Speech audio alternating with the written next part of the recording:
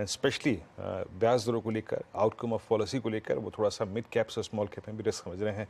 अच्छा आशीष जी, जो आपने अर्निंग सीजन देखा, ये लगा कैसा आपको? बैंक्स को आप किनारे कर देते हैं, चाहे वो आईटी हो, चाहे वो केमिकल्स हो, चाहे वो ऑटो कंपनियां हो, चाहे वो एनबीएफसीज हों, आपको ये नंबर्स लगे कैसे? और क्या बहुत ही ज़्यादा आपको ओवर वैल्यूड लग रहा है इस वक्त, जहाँ पे पहली चीज़ ये है कि प्रॉफिट्स को कैश में कन्वर्ट करना चाहिए, और जहाँ पे आपने 3 महीने काफ़ी क्रीम खा चुके हैं आप, उसको थोड़ा सा कैश में कन्वर्ट करना चाहिए।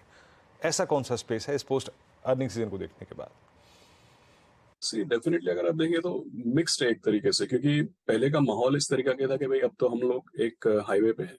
लेकिन अगर आप लार्ज आईटी कंपनीज देखें, बैंकिंग देखें, तो उसमें एक तरीके से मिक्स्ड आपको माहौल देखने को मिल रहा है। दूसरी बात यह है कि अगर आप जैसे प्रॉफिट बुकिंग की बात करें तो हम हमेशा लोगों को यही समझाते हैं कि भाई अपना जो भी एसेट एलोकेशन है उसको रिवाइज करना चाहिए आपको, क्योंकि सीधी बात है कि भाई अगर 3 महीने में आपका इक्विटी पोर्टफोलियो 15-20% अप्रिशिएट हो चुका है, तो आप किस तरीके का रिटर्न एक्सपेक्ट करते हैं, आप किस तरीके का रिस्क टॉलरेट कर सकते हैं, और आपके पोर्टफोलियो में large cap, mid cap, small cap, debt, equity, इसका क्या संतुलन आप बनाना चाहते थे और अब आपको क्या नजर आ रहा है। डेफिनेटली ये सारी चीजें चेंज हो जाती है। तो एब्सोल्यूट लेवल पे अगर किसी को बोले, जैसे हम दर्शकों से बात करते हैं, अगर एब्सोल्यूट लेवल पे किसी को बोले कि भाई अभी आपको इक्विटी कम करना चाहिए, तो जब हम बात कर रहे हैं हमको ये नहीं पता कि किसके पोर्टफोलियो में क्या है। इसीलिए हम उसको एक बहुत ही जेनेरिक तरीके पे बोलते हैं कि भाई आपका एसेट एलोकेशन आप रिव्यू कर लीजिए। कहीं पे अगर आप इक्विटी में सोचते थे कि इतना रिटर्न आना चाहिए, उससे कहीं ज्यादा रिटर्न आपको मिल गया। अगर आप सोचते थे कि आपका 50% इक्विटी में होना चाहिए, 50% डेट में होना चाहिए, लेकिन पिछले 3 महीने के एक्शन की वजह से 50 का इक्विटी में 60 हो गया और डेट का 50 के बजाय 40 हो गया, तो आपका संतुलन बिगड़ गया। तो ये पूरा का पूरा जो अपना एसेट एलोकेशन है उसको रिवाइज करना चाहिए, रिव्यू करना चाहिए। और दूसरी बात ये है कि ऐसा नहीं अगले 1 साल में, अगले 1 साल में डेट में भी कोई खराब रिटर्न मिलेगा, ऐसा नहीं है। इनफैक्ट अगर पॉलिसी चेंजेस होते हैं तो शॉर्ट टर्म डेट, 3 साल से 5 साल मैच्योरिटी का जो डेट है वो भी काफी अच्छे तरीके से वॉलेटिलिटी को हैंडल कर सकता है और अगले 1 साल में अच्छा आपको रिजल्ट दे सकता है।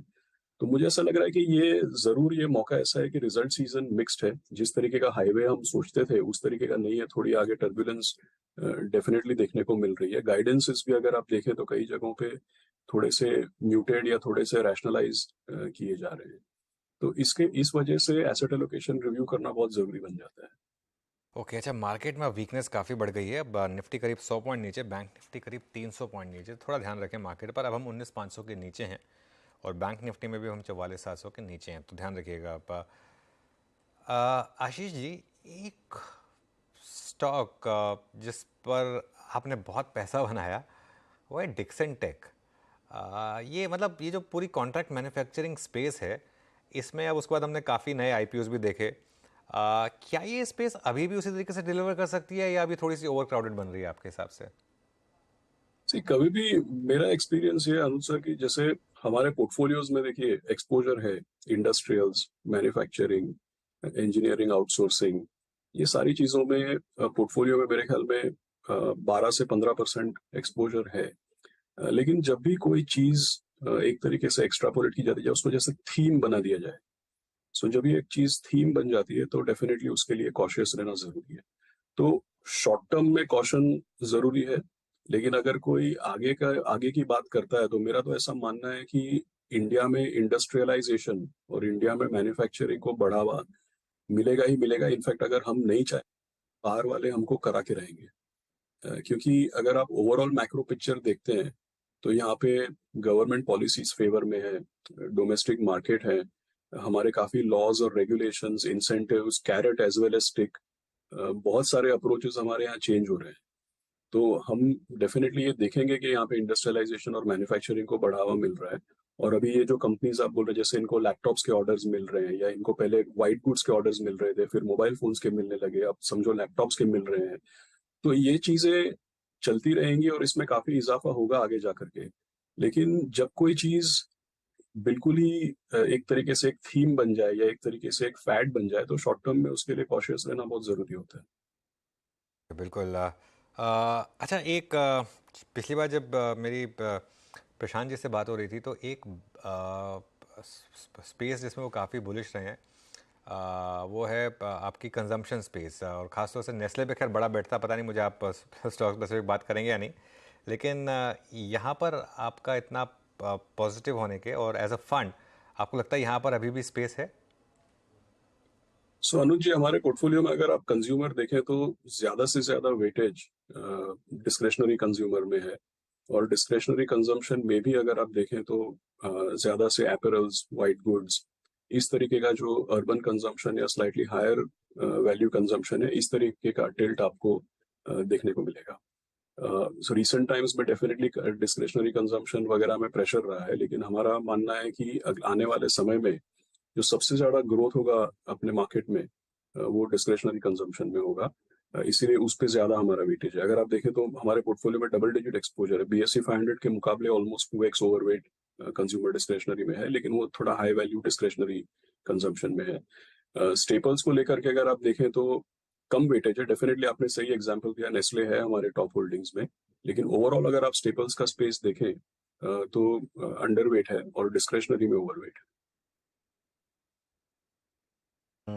अच्छा आशीष जी, आपके फंड में फार्मा का एक्सपोजर कितना था, मतलब in the beginning of this fiscal, या फिर मार्च तक या फिर अप्रैल तक आप लोगों ने कितना बढ़ाया? और जैसे कि आप कह रहे हैं कि जहां आपको बहुत शॉर्ट टर्म में बहुत अच्छा पैसा मिल चुका है, फार्मा पे क्या अप्रोच होगी आपकी और क्या करना चाह रहे हैं आप अपने इस वक्त पोर्टफोलियो में जो फार्मा स्टॉक्स हैं उनमें?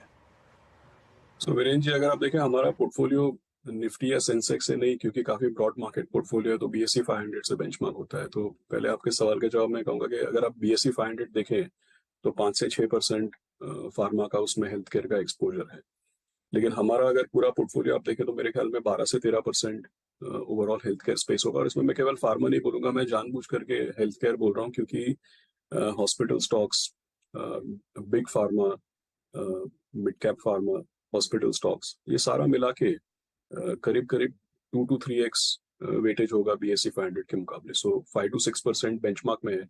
अपने पोर्टफोलियो में ये सारे स्टॉक्स मिला करके करीब करीब 13 से 14% वेटेज है इसमें। और ये जैसे पिछले एक साल में हॉस्पिटल स्टॉक्स वगैरह को लेकर के ओवरऑल हेल्थ केयर स्पेस में हमारा वेटेज बढ़ा ही है एक्चुअली पिछले एक साल में कंसिस्टेंटली। ओके, तो ये अभी I mean for you as well, for a general investor और जो डायरेक्टली फार्मा स्टॉक्स में एक्सपोजर लेके बैठा हुआ है, फार्मा में स्पेशली जैसे कि आपने कहा ना, आपने कहा कि मैं हेल्थ केयर शब्द का चुनाव करूंगा, हॉस्पिटल स्टॉक्स ने पैसा बना के दिया, सारे hospital stocks at all time high, 50 week high, ये थीम अभी भी काम करेगी आशीष जी? आपको लगता है कि जिस प्रकार से अब जो वो नॉन कोविड रेवेन्यू है वो स्टेबल हो गए with the positive bias, bed capacities बढ़ रही हैं, ये स्पेस अभी भी होल्ड रहेगा आपकी तरफ से? सो वीरेंद्र जी, इसमें बिल्कुल जैसे पहले अनुज जी ने बताया, जैसे जब वो डिक्सन का एग्जाम्पल ले रहे थे और जब हम लोग मैन्युफैक्चरिंग इसकी बात कर रहे थे, तो हर एक चीज में हमेशा यही होता है कि एक तो लार्ज लॉन्ग टर्म ट्रेंड होता है।